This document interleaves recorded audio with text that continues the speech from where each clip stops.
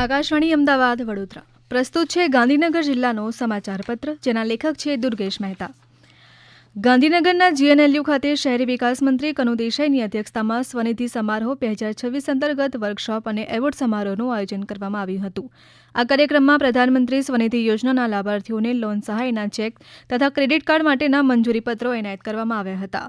ઉપરાંત સ્વસહાય જૂથોની બહેનો દ્વારા તૈયાર થતી સ્વદેશી વસ્તુઓના પ્રોત્સાહન માટે સર્જનથી સમૃદ્ધિ સુધી આત્મનિર્ભર સખી લોગો અને ગુજરાત શહેરી આજીવિકા મિશનની નવીન વેબસાઇટનું મંત્રીના હસ્તે લોન્ચિંગ કરવામાં આવ્યું હતું.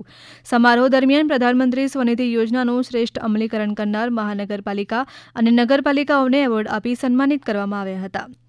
ગાંધીનગરમાં 25 ડિસેમ્બર પૂર્વ વડાપ્રધાન અટલ બિહારી વાજપેયીની જન્મજયંતિને ભાજપ દ્વારા સુશાસન દિવસ તરીકે ઉજવવામાં આવ્યું. અંતર્ગત રાજ્ય સરકાર દ્વારા ગાંધીનગરમાં સુશાસન સપ્તાહની ઉજવણી કરવામાં આવી હતી, જેમાં વાજપેયીજીની 12 ફૂટ ઊંચી પ્રતિમાનું સીએમના હસ્તે અનાવરણ કરાયું અને ચ3 સર્કલનું નામકરણ કર્યું, જે અટલ સર્કલ તરીકે ઓળખાશે.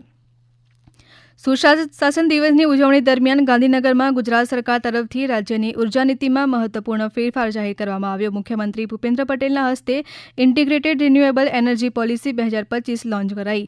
આ નવી નીતિ હેઠળ ગુજરાતે 2030 સુધીમાં 100 ગીગાવોટથી વધુ રિન્યુએબલ એનર્જી ક્ષમતા હાંસલ કરવાનો લક્ષ્યાંક રાખ્યો છે. 108 ઇમરજન્સી સેવા એક ગર્ભવતી પીડિતા માટે ખરા અર્થમાં જીવનરક્ષક સાબિત થઈ છે. સેક્ટર 10 સચિવાલય પાસે એક 20 વર્ષીય સગર્ભા મહિલાને પ્રસવ પીડા ઉપડતા હોસ્પિટલ પહોંચે તે પહેલા જ એમ્બ્યુલન્સમાં જોડિયા બાળકોનો જન્મ થયો છે.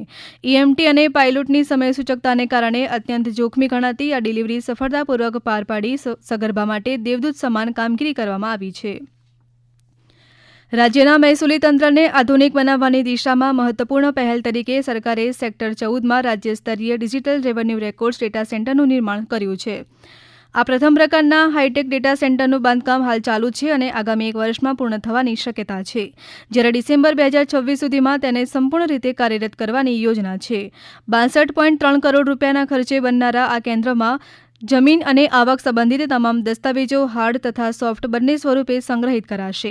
એઆઈ આધારિત ડિજિટલ આર્કાઇવિંગ, આધુનિક સુરક્ષા વ્યવસ્થા અને વિશેષ સંરક્ષણ રૂમની મદદથી વર્ષો જૂના કાગળ આધારિત રેકોર્ડને લાંબા સમય સુધી સુરક્ષિત રાખવામાં આવશે. શરૂઆતમાં ગાંધીનગરના રેકોર્ડ્સ અહીં રાખવામાં આવશે, બાદમાં સમગ્ર રાજ્યના રેવન્યુ રેકોર્ડ્સનો સમાવેશ થશે. ગાંધીનગરના મહાત્મા મંદિર ખાતે આયોજિત જીએસઆરટીસીના નિમણૂક પત્ર વિતરણ સમારોહમાં એક અનોખી પહેલ જોવા મળી હતી, જ્યાં ગૃહ રાજ્યમંત્રી હર્ષ સંઘવીએ ચાલુ કાર્યક્રમે ઉમેદવારોને વોટ્સએપ ચેક કરો તેમ કહેતા જ 4742 ઉમેદવારોના મોબાઈલમાં ડિજિટલ નિમણૂક પત્રો પહોંચી ગયા હતા અને વાતાવરણ હર્ષોલ્લાસથી ભરાઈ ગયું હતું. મુખ્યમંત્રી ભૂપેન્દ્ર પટેલના હસ્તે એસટી નિગમના 3084 ડ્રાઈવર અને 1658 હેલ્પરને નિમણૂક પત્રો એનાયત કરવામાં આવ્યા હતા. ગુજરાત સરકારના ઇતિહાસમાં પ્રથમ વખત આ રીતે એક સાથે ડિજિટલ માધ્યમથી નિમણૂકપત્રો આપવામાં આવ્યા હોવાની ઘટના બની છે.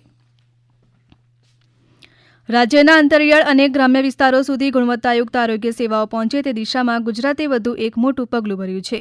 મુખ્યમંત્રી ભૂપેન્દ્ર પટેલે ગાંધીનગરમાં યોજાયેલી ઉચ્ચસ્તરીય બેઠકમાં કેન્દ્ર પુરસ્કૃત આરોગ્યલક્ષી 10 મુખ્ય યોજનાઓની સર્વગ્રાહી સમીક્ષા કરી અને સમય મર્યાદામાં તમામ યોજનાઓ પૂર્ણ થાય તે માટે સ્પષ્ટ દિશાનિર્દેશો આપ્યા હતા. આ સાથે આદિવાસી અને સૌરાષ્ટ્રના દૂરદરાજના વિસ્તારોના લોકોને નજીકમાં જ અત્યાધુનિક અને સંગીન આરોગ્ય સેવાઓ ઉપલબ્ધ થશે. આપ સાંભળી રહ્યા હતા ગાંધીનગર જિલ્લાનો સમાચાર પત્ર, જેના લેખક હતા દુર્ગેશ મહેતા. આ પ્રસારણ આકાશવાણીના અમદાવાદ વડોદરા કેન્દ્ર પરથી કરવામાં આવ્યું.